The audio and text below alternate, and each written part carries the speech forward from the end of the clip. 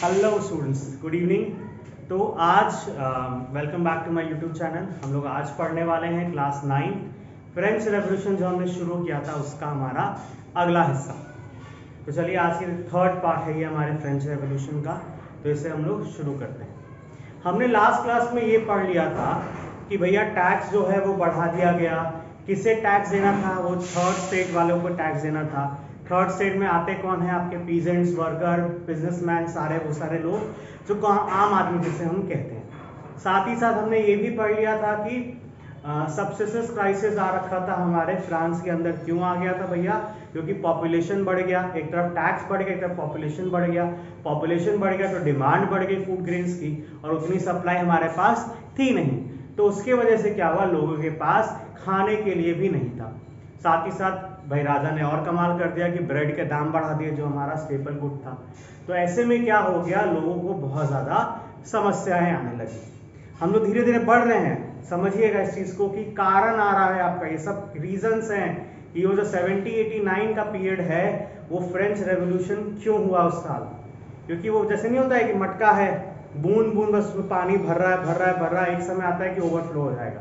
तो बस वो ओवरफ्लो की तगार पे दिखने वाला है, ठीक है ना। वो ओवरफ्लो हुआ किस साल? 1789 में। क्या क्या चीज़ें हुई? और तो एक तरफ आपका सबसिस्टेंस क्राइसिस आ गया, ये सब चीज़ें चल ही रही है। उसी दौरान जो हमारा थर्ड स्टेट था, है ना, थर्ड स्टेट था, उसमें एक ग्रुप ऑफ सोसाइटी थी जिसका नाम है मिडिल क्लास। भाई कौन सी ये सोसाइटी है आपकी? मिडिल क्लास सोसाइटी, ठीक है ना। ये सोसाइटी में जो कि प्रोफेशनल्स हैं, जैसे आपके मर्चेंट्स, ट्रेडर्स वगैरह, ये सारे लोग जो हमें मिडिल क्लास फैमिली होती है, ये सारे लोगों की सोसाइटी है, ये इमर्ज होकर के आई। अब भाई सोसाइटी का क्या रोल था? तो ये जो थोड़ी बहुत सोसाइटी है ना, ये कैसे भी करके इनके पास थोड़ा बहुत पैसा था, या पैसा इन्होंने कमा लिया था। कैसे कमा लिया था? ये जो दौरान है, जो फ्रेंच का जो पीरियड चल रहा है, इस दौरान हमें फ्रांस में या इवन पूरे यूरोप में इंडस्ट्रियलाइजेशन देखने को मिला था। कई सारी इंडस्ट्रीज सेटअप हो रही थी, तो उसमें जो ट्रेड वगैरह हो रहे थे, जो मर्चेंट्स थे, ट्रेडर्स थे, उन्होंने काफ़ी ट्रेड करना शुरू किया। वो इंडिया तक पहुंच गए थे। आप जानते ही वो पीरियड हमारे यहाँ जो इंडिया में भी ट्रेड चालू हो गया था। तो ट्रेडर्स और ये सब मर्चेंट्स ने क्या किया, वहां से कुछ कुछ पैसा कमाना धीरे धीरे शुरू कर दिया, and they started earning money. अब भैया आप कहोगे कि पैसा कमाने से क्या हो जाएगा? तो पैसा कमाने से ये हुआ कि ये जो हमारे मिडिल क्लास फैमिली जो पैसा कमा रही है, ये पैसा इन्होंने कहाँ इन्वेस्ट करना शुरू किया? पढ़ाई लिखाई में।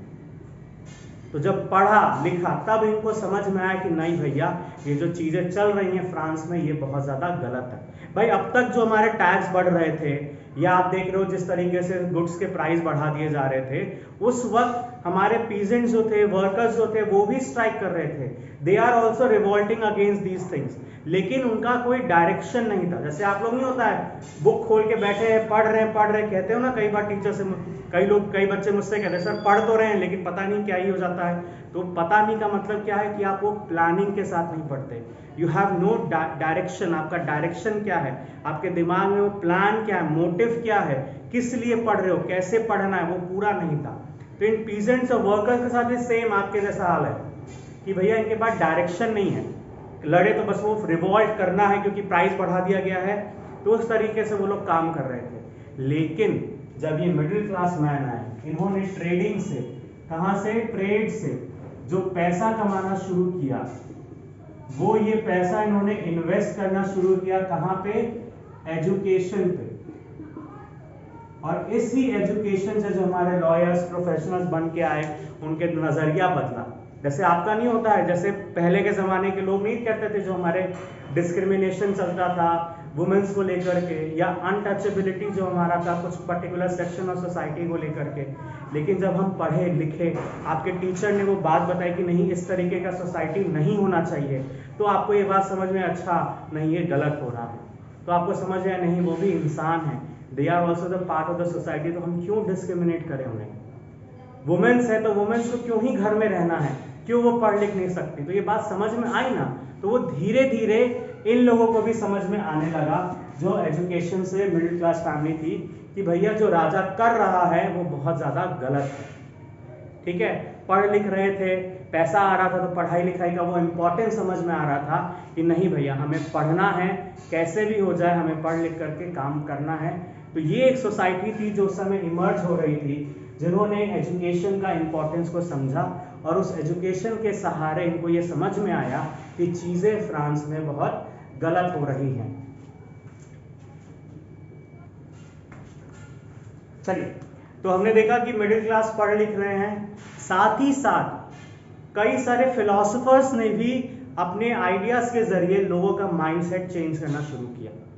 जैसे कुछ फिलोसोफर का नाम आपके बुक में दिया गया है, जहाँ पे आप देखोगे कि जो फिलोसोफर्स के जो बुक्स वगैरह है या उनके जो जिन्होंने लिखा है उसके जरिए क्या हो रहा है, वहाँ पे कई सारे चेंजेस लेकर के हम लोग आ रहे हैं। तो आइए आगे बढ़ते हैं। तो सबसे पहले फिलोसोफर का नाम है जॉन लुक, जिन्होंने अपने 2 ट्रीटीज ऑफ गवर्नमेंट, इस बुक के जरिए ये बात को समझाया गया कि भैया जो हमने डिवाइन बना के रखा है मोनार्क को, कि भैया वो भगवान का रूप है और जो है मोनार्की है वो गलत है।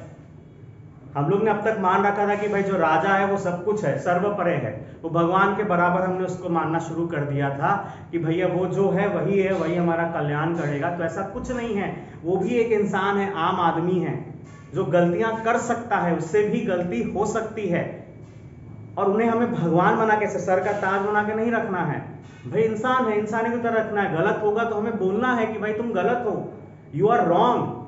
तो ये जो थे आपके जॉन लुक, उन्होंने यही बताया कि 2 ट्रीटीज ऑफ गवर्नमेंट द्वारा, ये इनकी बुक थी, जिन्होंने ये समझाया कि भैया नहीं, वो भगवान नहीं है, वो एक राजा है, जहां से वो भी एक इंसान है, जिनसे गलतियां हो सकती है। तो उसे प्लीज आप भगवान बना के मत रखिए, उनकी गलतियों पे सवाल करिए। You have that right to ask him कि भैया ये क्यों, कैसे हुआ।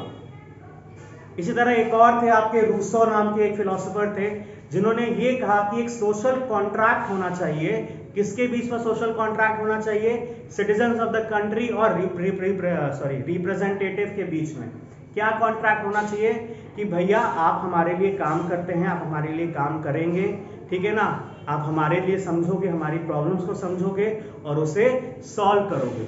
जिसका नहीं होता है कि हम लोग, जैसे आज की सरकार है हमारी, करंट गवर्नमेंट है, जिसके बीच में एक तरीके का सोशल कॉन्ट्रैक्ट है कि हम भैया आपको वोट करेंगे और आप हमारे लिए काम करोगे।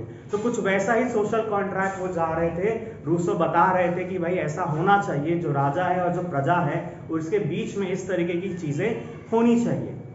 और इसी तरह आपके जो तीसरे फिलोसोफर थे, जहाँ पे मॉन्टेस्क्यू, जो ये कह रहे थे कि भैया जो डिवीजन है पावर का, वो डिवाइड होना चाहिए। किसके बीच में डिवाइड होना चाहिए? आपके क्या कहते हैं, लेजिस्लेचर्स, एग्जीक्यूटिव एंड जुडिशरी के बीच में। तो ऐसे 3 फिलोसोफर के जो डिस्कशन आपकी बुक में दिया गया है, जहाँ पे जॉन लुक है, जिन्होंने ये कहा कि भैया जो ट्रीटी ऑफ गवर्नमेंट है अपने बुक के द्वारा, कि भैया जो भगवान नहीं है मोनार्क, इंसान है, गलती हो सकती है। दूसरे थे रूसो, जिन्होंने ये कहा कि एक सोशल कॉन्ट्रैक्ट होना चाहिए। और तीसरे थे मॉन्टेस्क्यू, जिन्होंने कहा कि पावर का डिवीजन होना चाहिए। यही पावर का डिवीजन अमेरिका ने आज़ाद होने के बाद अपने कंट्री में एज अ कॉन्स्टिट्यूशन अपनाया था। तो अब देखिए क्या हो रहा है, एक तरफ जो आपका मिडिल क्लास है, ये जो मिडिल क्लास है, ये क्या कर रहे हैं, अपने पैसे से एजुकेशन को ले रहे हैं, ठीक है। साथ ही साथ जो हमारे फिलोसोफर्स हैं, वो क्या कर रहे हैं, ये इन्हें गाइड कर रहे हैं अपनी बुक, अपने थॉट्स के द्वारा, कि भैया क्या होना चाहिए और क्या नहीं होना चाहिए, उसके बारे में वो सारी चीजें कर रहे हैं। फिलोसोफर्स जो आपके आइडियाज, जो अपने आइडियाज से सोसाइटी में चेंज लाते हैं, उन्हें फिलोसोफर्स कहते हैं, ठीक है। तो ऐसे 3 फिलोसोफर का आपके बुक में जिक्र किया गया है। तो अब क्या हो रहा था कि अब जगह जगह इन फिलोसोफर्स के आइडियाज को शेयर किया जा रहा था। क्या किया, डिस्कस किया जा रहा था, कॉफी शॉप वगैरह में, सैलून्स वगैरह में, बुक्स वगैरह में, नॉवेल्स वगैरह में, न्यूज़पेपर्स वगैरह में क्या हो रहा था, इन जितने भी फिलोसोफर्स हैं उनके जो आइडियाज हैं उन्हें लोग आपस में डिस्कस कर रहे थे, बातचीत कर रहे थे, भैया अच्छा ये ऐसे भी हो सकता है। लोगों का माइंडसेट खुल रहा था। जैसे आपका नहीं होता, आप पढ़ते हो, लिखते हो, तो कई चीजें आपको नई नई मालूम पड़ती है, जानकारी हासिल होती है, पता चलता है। जैसे आपने पढ़ा ज्योग्राफी में कि अभी तक तो हम यही पढ़ते थे, रिवर्स है, जैसे आपका गंगा है, फिर आपका गोदावरी, ये सब रिवर्स है। नहीं, फिर हमने क्या पढ़ा, नहीं, रिवर्स 2 तरीके के हैं, 2 रिवर सिस्टम चलता है इंडिया में, हिमालयन एंड पेनिनसुला। तो ये पढ़ने के बाद समझ में आया ना कि इस तरीके का भी सिस्टम है। लेकिन वही सेम चीज इन लोग के साथ हो रहा था, ये जानने सुनने और पढ़ने के बाद इन्हें समझ में आ रहा था कि अच्छा कि ये सब चीजें हो सकती हैं। तो अब क्या था, इस दौरान अब ये मटका भरने लगा, जो पाप का घड़ा नहीं होता है कि भैया अब तो फूटेगा, अब घड़ा ओवरफ्लो करेगा और वो एक बड़ा रिवॉल्ट लेके आएगा। तो वैसा होने लगा था, धीरे धीरे चीजें अब बढ़ने लगी थी किसके तरफ, रेवोल्यूशन के तरफ। ठीक है, तो अब इसी दौरान हमारे राजा भाई साहब ने क्या किया, लुइस 16 ने, वो उन्होंने दिमाग लगाना अपना शुरू किया और वो इम्पोज करना चाह रहे थे क्या, फर्दर टैक्स को बढ़ाना चाह रहे थे। तो अब नहीं होता है जैसे आप लोग करते हो कि भैया अब बस, इससे ज़्यादा सर आपका ज्ञान हमारे दिमाग में नहीं जाएगा। तो वैसा ही सिचुएशन फ्रांस में था कि भैया अब सिटीजन्स ने कह दिया सर राजा जी बस, अब आपकी दादागिरी नहीं चलेगी, इस तरीके से आप टैक्स को नहीं बढ़ा सकते भैया, अब हम टैक्स नहीं दें। अब तो लोग तैयार भी नहीं थे टैक्स देने के लिए, बढ़े हुए टैक्स की तो बात ही छोड़ो, लोग अब तैयार नहीं थे कि वो अब टैक्स पे करें। पहले तो था कि भैया चलो लोग पीछे हैं, कमजोर है, तो अब मान लिया चलो कर दिया जैसे भी हो। लेकिन अब क्या है, बराबरी का आ गया है, लोगों को समझ आ गया है दोनों तरफ आग बराबर की है। तो लोगों ने क्या कहा कि भैया अब हो गया आपका, अब आपकी दादागिरी नहीं चलेगी। ठीक है, चलिए, तो आप देख रहे हैं कि एक तरफ थर्ड स्टेट वाले जो हमारे मिडिल क्लास है उनके पास एजुकेशन चीजें समझ में आने लगी कि भैया इक्वालिटी होना चाहिए, कोई भी डिस्क्रिमिनेशन नहीं होना चाहिए, राजा भगवान नहीं होता, वो भी गलतियां कर सकता है। तो जब राजा ने, अब फ्रांस में क्या है कि अगर राजा को टैक्स बढ़ाना है तो ऐसे ही नहीं कि बोल दिया और टैक्स बढ़ गया। वहां पे क्या होता है, हमने पढ़ा है ना, 3 स्टेट है, 3 स्टेट में बांटा हुआ है। तो ये तीनों स्टेट के अपने अपने जनरल, स्टेट जनरल जिसे कहा जाता है, जो स्टेट को संभालता है, एक पॉलिटिकल बॉडी होता है जो स्टेट का संभाल के रखता है, तो उसे वो स्टेट जनरल मीटिंग बुलानी पड़ती है और उस मीटिंग में ये प्रपोजल रखना पड़ता है और फिर उस प्रपोजल को पास होना पड़ता है, तब जाकर के ये टैक्स बढ़ेगा। जब हमारे लोकसभा में चलता है ना, जो लॉ बनाते हैं हम लोग उस तरीके से, वही कुछ सिस्टम फ्रांस में था। तो एक अच्छी बात थी, गनीमत है कम से कम ये चीजें थी फ्रांस में। तो अब क्या हुआ कि भैया तीनों स्टेट के मीटिंग बुलानी पड़ती है। तो ऐसी मीटिंग लास्ट टाइम कब बुलाई गई थी, 1614 में, और अब कब बुलाई जा रही है, 5 मई 1789 को। तो भैया डेट याद नहीं रखना, बस आप ईयर याद रख लो 1789, ताकि इंपॉर्टेंट है। ठीक है ना। तो अब भैया मीटिंग बुलाई गई, तो हर स्टेट के मेंबर आके आएंगे, तीनों स्टेट के। तो जो फर्स्ट स्टेट वाले थे उन्होंने अपने 300 मेंबर भेजा, सेकंड स्टेट वाले थे उन्होंने भी अपने 300 मेंबर भेजे, और लेकिन जो थर्ड स्टेट वाले थे उन्होंने अपने 600 मेंबर भेजे। भाई आम आदमी, आम जनता है, ज्यादा तकलीफ में है, तो भेजना है। और किन्हें भेजा गया था, जो पढ़े लिखे थे, मिडिल क्लास थे, आपके लॉयर्स थे, मर्चेंट्स थे, ट्रेडर्स थे, क्योंकि उस वक्त था कि पीजेंट्स, वर्कर्स और वुमेन्स को अलाउड नहीं था कि वो असेंबली में आ सके। लेकिन ये जो थर्ड स्टेट वाले हैं वो अपने साथ कुछ 40,000 लेटर्स लाए थे, जहां पे उनकी दुख दर्द लिखी हुई थी उन सारे पीजेंट्स, वर्कर्स और वुमेन्स की, कि उनकी क्या क्या समस्याएं हैं। ठीक है, तो भैया इन दोनों लोग, इन्होंने तो अपनी कुर्सियां संभाल ली, लेकिन ये स्टेट वालों के लिए कोई कुर्सी नहीं बची, तो ये पीछे जाके बेचारे खड़े हो गए। अब था क्या कि भाई प्रपोजल रखा जाएगा, वोटिंग होगी। वोटिंग कैसे होगी, हर स्टेट के पास एक वोट होगा, ये इस तरीके से। तो अगर लॉजिकली देखा जाए तो इसके पास तो सिर्फ आधा ही वोट है, क्योंकि 300 का एक, 300 का एक और 600 का एक, यानी आधा आधा हुआ। तो ये तो भाई डिस्क्रिमिनेशन है, हमें समझ में था उस वक्त कि भैया इक्वालिटी होनी चाहिए। तो उन्होंने क्या कहा कि भैया ये जो सिस्टम है वोटिंग का ये गलत है, क्योंकि अगर पास होगा तो ऐसे तो आप पास ही करा दोगे, क्योंकि 2 स्टेट वालों के पास है, वो दोनों अग्री करेंगे, उनको तो टैक्स देना नहीं है। टैक्स को किसे देना है, हमें देना है, और सबसे ज्यादा नाइंसाफी हमारे साथ है। सबसे ज्यादा मेंबर है, लेकिन वोटिंग राइट तो ज्यादा होनी चाहिए हमारे पास, तो वो तो थी नहीं। तो उन्होंने ये कहा कि आप स्टेट वाइज वोटिंग मत करो, हर एक मेंबर जो प्रेजेंट है वहां पे, जो आपका जो मेन है, आपका ये हॉल था वर्सलाय का, जहाँ पे मीटिंग हो रही थी, हॉल ऑफ वर्सलाय में ये मीटिंग थी। तो वहां पे जितने भी मेंबर्स है सबके पास इंडिविजुअल वोटिंग राइट हो, सब अपना वोट करें, और भाई अगर मेजोरिटी में पास होता है तो हमें मंजूर होगा, अगर नहीं होता है तो आप इसे इम्पोज नहीं कर सकते। तो ऐसे सच डिमांड उन्होंने किंग के सामने रखी, और किंग ने क्या कहा, इसे मना कर दिया। तो अब मना कर दिया तो भैया अब हम लोग सुनने वालों में से थे नहीं, आम जनता सह चुकी जितना उसको सहना था। तो उन्होंने क्या किया, बॉयकॉट कर दिया इस मीटिंग का, उठ करके उस पूरे असेंबली हॉल से बाहर चले गए। They move out of the building, उन्होंने उस मीटिंग को बॉयकॉट कर दिया, लेकिन ये जरूर कह के कहा कि हम आएंगे, लौट के जरूर आएंगे और तब आपको पता चलेगा। और इसके साथ तो इस तरीके से उन्होंने बॉयकॉट कर दिया। ठीक है, तो आई होप यहाँ तक चीज़ें आपको समझ में आ गई थी। प्लीज़ इससे रिलेटेड जितना भी टॉपिक कवर्ड है उसे चैप्टर ज़रूर पढ़िए बुक से, तो आपको ज़्यादा क्लैरिटी आ जाएगी। तब तक के लिए नेक्स्ट पार्ट के लिए ज़रूर वेट करिए। Till then please do watch, like, share and subscribe my YouTube channel. Thank you so much.